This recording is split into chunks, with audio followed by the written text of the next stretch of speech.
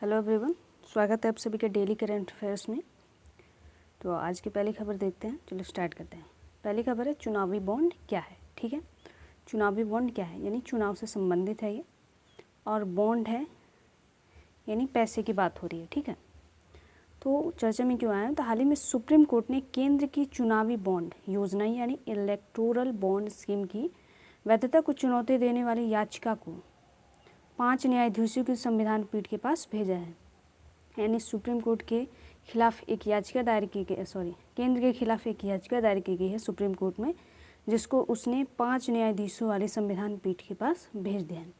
संविधान पीठ का मतलब हो कहता है कि 3 से अधिक या 3 जिसमें न्यायाधीश सम्मिलित होते हैं वो एक पीठ बन जाती है। ठीक है, तो इसमें 3 या इससे अधिक लोग हो सकते हैं, तब एक संवैधानिक पीठ बनती है। ठीक है, अब ये चर्चा में क्यों है ये देख लिया। उसके बाद है राजनीतिक दलों को, यह राजनीतिक दलों को दी जाने वाली दान राशि है। तो चुनावी बॉन्ड क्या है, तो एक दान राशि है जो किनको दी जाती है, राजनीतिक दलों को दी जाती है, जो दानदाताओं और प्राप्तकर्ताओं की पहचान पर गुमनाम रखते हैं। यानी ये एक ऐसा दान है जिसमें कौन देता है ये भी पता नहीं होता और किसको मिलता है ये भी पता नहीं होता, यानी गुमनाम रहता है। ठीक है, इस प्रणाली को कब लाया गया था, तो वर्ष 2017 में एक वित्त विधेयक के माध्यम से पेश किया गया था और 2018 में इसे लागू किया गया। तो कब लागू किया गया था चुनावी बॉन्ड योजना, तो 2018 में लागू किया गया था। यह आमतौर पर जो चुनावी बॉन्ड होता है कितने का होगा, 1,000 रुपये का होगा, 10,000 रुपये का होगा, 1 लाख रुपये का होगा, 10 लाख रुपये का होगा और 1 करोड़ रुपये तक का हो सकता है। ठीक है, यानी 1,000 से लेकर 1 करोड़ रुपये तक चुनावी बॉन्ड होता है। ठीक है, इसके माध्यम से क्या होता है कि जो राजनीतिक पार्टियां हैं, पहले क्या होता था कि कोई कंपनी या कोई व्यक्ति फंड दे देता था तो वो पता चल जाता था, लेकिन इसके माध्यम से अब क्या हुआ है ना कि कौन कितना फंड दे रहा है किस पार्टी को पता नहीं चलता है। ठीक है, हालांकि उनको पता होता है कि कौन दे रहा है, ये आम लोगों को नहीं पता चल पाता है। ठीक है, इलेक्शन बोर्ड को भी नहीं पता चल पाता है, उनको पैसा मिल जाता है। ठीक है, तो यह दाता की जानकारी साझा न करते हुए पंजीकरण राजनीतिक दलों को दान देने के लिए व्यक्ति और संस्थानों के लिए एक साधन के रूप में काम करता है। ठीक है, यानी किनको मिलता है, ये राजनीतिक जो पंजीकृत राजनीतिक दल हैं उन्हीं को मिलता है, और एक व्यक्ति दे सकता है या कोई संस्था दे सकती है। यहाँ पे ध्यान रखना है, व्यक्ति और संस्था दोनों दे सकता है। ठीक है, इन्हें KYC यानी नॉन योर कस्टमर मानदंडों का अनुपालन करने वाले खातों के माध्यम से अधिकृत स्टेट बैंक ऑफ इंडिया शाखाओं से खरीदा जा सकता है। यानी जब ये बॉन्ड जारी होगा तो आम व्यक्ति जैसे हम लोग हैं, तो हम लोग का KYC होता है ना। ठीक है, तो हम लोग क्या कर सकते हैं, स्टेट बैंक ऑफ इंडिया से खरीद सकते हैं। ये कौन जारी करता है, तो स्टेट बैंक ऑफ इंडिया, यहीं से सिर्फ खरीदा जा सकता है। ठीक है, स्टेट बैंक ऑफ इंडिया की कहीं भी शाखा होगी, अब जब चुनावी बॉन्ड आएगा तो वहाँ से हम चुनावी बॉन्ड को खरीद सकते हैं। इसमें ऐसा नहीं होता है कि आपको कुछ रिटर्न मिलेगा, नहीं, ये दान है। यहाँ पे ध्यान रखना है, क्या है, ये दान है। जैसे आप दान देते हो ना मंदिर में या कहीं पे भी, तो आप रिटर्न लेते हो, नहीं लेते हो ना, वैसे ही ये दान है। किनको दिया जाता है, राजनीतिक पार्टियों को दी जाती है। ठीक है, तो इसको कॉमन लोग बहुत कम ही खरीदते हैं।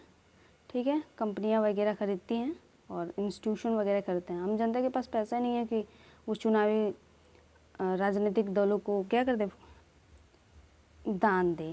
ठीक है, तो हम लोग के पास उतना पैसा नहीं है।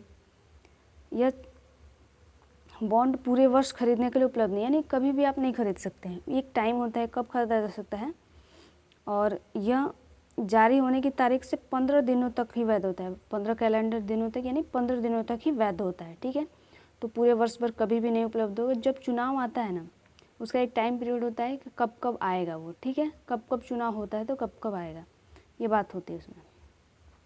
कब आता है यह, तो इन्हें केवल जनवरी, अप्रैल, जुलाई और अक्टूबर के महीने में पड़ने वाली 10 दिवसीय अवधि के बीच खरीदा जा सकता है।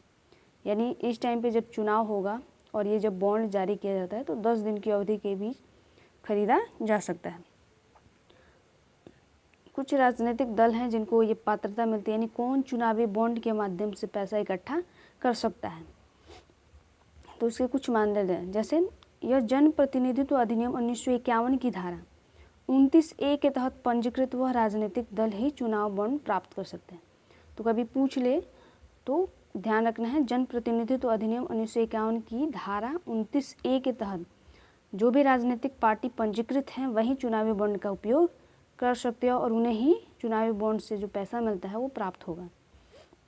जिन्होंने पीछे दूसरा मान रखना, जिन्होंने अब ये राजनीतिक दल की पात्रता कैसे मिलती है इस पर हम अलग से देखेंगे भी बाद में, फिलहाल में देख लेते हैं। तो इसमें आम चुनाव में लोकसभा या विधानसभा के लिए डाले गए वोटों को कम से कम 1% मत हासिल होना चाहिए। यानी लोकसभा का चुनाव हो या विधानसभा का चुनाव हो, उसमें 1% अगर वोट किसी पार्टी को मिला है तो वो चुनावी बॉन्ड के लिए पात्र हो जाता है। ठीक है, यहाँ पे चुनावी बॉन्ड की पात्रता की बात हो रही है। चुनावी बॉन्ड क्या होता है? डिजिटल या चेक के माध्यम से खरीदे जा सकते हैं। आप चेक के माध्यम से पेड करके स्टेट बैंक ऑफ इंडिया से चुनावी बॉन्ड खरीद सकते हो या डिजिटल पेमेंट करके। ठीक है, हालांकि इनका नकदीकरण केवल राजनीतिक दल के अधिकृत बैंक खाते के माध्यम से ही हो सकता है। यानी अगर आपको नकदी मिल रही है तो राजनीतिक दल की एक बैंक शाखा होती है, यानी एक अकाउंट होता है जिसमें वो फंड प्रोवाइड किया जाता है। ठीक है, और वो चुनावी पार्टी को देना होता है। दलों को भारतीय चुनाव आयोग के साथ अपने बैंक खाते को खुलासा करना होता है। तो कोई भी पार्टी अपने बैंक खाते का खुलासा नहीं करती क्योंकि उनके पास बहुत ज़्यादा प्रॉपर्टी होती है। ठीक है, तो वो ऐसा नहीं करते हैं, हालांकि ऐसा प्रावधान है कि करना होता है। तो राजनीतिक दल प्राप्त धन के उपयोग के बारे में बताने के लिए बाध्य है। क्या है? राजनीतिक दल प्राप्त धन के उपयोग के बारे में बताने के लिए बाध्य है। इसलिए वो क्या करते हैं, चेक से पेमेंट ले लेंगे या ऑनलाइन पेमेंट ले लेंगे। अब इजी है ना, नकद के अपेक्षा इजी होता है ये। ठीक है, तो ये हो गया। नेक्स्ट है गैलापागोस द्वीप समूह। गैलापागोस द्वीप समूह क्या है इसको देख लेते हैं, क्यों चर्चा में है। तो गैलापागोस द्वीप समूह 2 प्रवाल भित्तियों यानी कोरल रीफ और समुद्री टीले की खोज की गई है। क्या किया गया है यहाँ पे? तो प्रवाल भित्ति और समुद्री टीले की खोज की गई है। ये पिक्चर है, आप इसको देख सकते हैं। अब इसकी भौगोलिक स्थिति देख लेते हैं। किसकी भौगोलिक स्थिति? तो गैलापागोस द्वीप समूह की। ठीक है, तो यह जो द्वीप समूह है पूर्वी, यहाँ पे ध्यान रखना है, पूर्वी प्रशांत महासागर में अवस्थित है। कहाँ पे अवस्थित है? पूर्वी प्रशांत महासागर में। पूछ लेगा कि गैलापागोस द्वीप समूह कहाँ अवस्थित है, तो पूर्वी प्रशांत महासागर में। इसको नोट कर ले। यह इक्वाडोर के तट के लगभग 1000 किलोमीटर की दूरी पर है। ठीक है, ये 3 महासागरीय धाराओं हम्बोल्टा धारा, पनामा धारा और क्रॉमवेल धारा के संगम पर अवस्थित है। तो इसको भी नोट कर ले, ये 3 धाराओं के नाम नोट कर ले, किसके संगम पर अवस्थित है।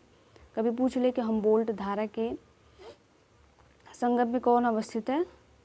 ठीक है, तो गैलापागोस द्वीप समूह। ठीक है, या इनमें से किसी का भी नाम ले लो, तो इसको नोट कर ले। इसमें 13 बड़े और 6 छोटे द्वीप समूह हैं। ठीक है, तो गैलापागोस जो द्वीप है उसमें 13 बड़े और 6 छोटे द्वीप समूह हैं, छोटे छोटे द्वीप समूह हैं। ठीक है, और ये भूमध्य रेखा इस द्वीप समूह से होकर गुजरती है। तो ये पॉइंट भी नोट कर ले, कभी पूछ लेगा कि भूमध्य रेखा इस द्वीप समूह से होकर गुजरते हैं या नहीं गुजरते हैं, कथन के रूप में दे दे तो आपको इजी हो जाएगा। ठीक है, कुछ विशेषताएं रख लेते हैं। तो यह द्वीप लावा के जमाव से बना है। कहाँ से? लावा के जमाव से बने, यानी ज्वालामुखी उद्गार से हुआ है। यह शील्ड ज्वालामुखी पाए जाते हैं। यहाँ पे कौन से ज्वालामुखी पाए जाते हैं? तो शील्ड। इसको नोट करते चले, गैलापागोस द्वीप समूह में शील्ड ज्वालामुखी पाए जाते हैं। ये समय समय पर सक्रिय होते रहते हैं। सक्रिय होने का मतलब है कि टाइम टाइम पे ज्वालामुखी उद्गार होता रहता है, ज्वालामुखी विस्फोट होते रहते हैं। सक्रिय का मतलब होता है। इसमें सबसे बड़ा जो द्वीप है इसाबेल है, तो इसको भी नोट कर ले। कौन सा द्वीप है? इसाबेल। इसका उच्चतम बिंदु है इसाबेल द्वीप में वुल्फ ज्वालामुखी चोटी। ठीक है, इसाबेल द्वीप में वुल्फ ज्वालामुखी चोटी इसका उच्चतम बिंदु है। अब संरक्षण की स्थिति देख लेते हैं। तो आरंभ में गैलापागोस एक वन्यजीव अभयारण्य था। क्या था? वन्यजीव अभयारण्य था। बाद में इसे राष्ट्रीय उद्यान अधिसूचित किया गया था, लेकिन अब यह यूनेस्को विश्व विरासत धरोहर की स्थल है। यूनेस्को विश्व विरासत धरोहर का स्थल है। Next, Ocha. मानवतावादी कार्यों के लिए संयुक्त राष्ट्र कार्यालय ऊंचा, ठीक है। यह संयुक्त राष्ट्र सचिवालय का हिस्सा है।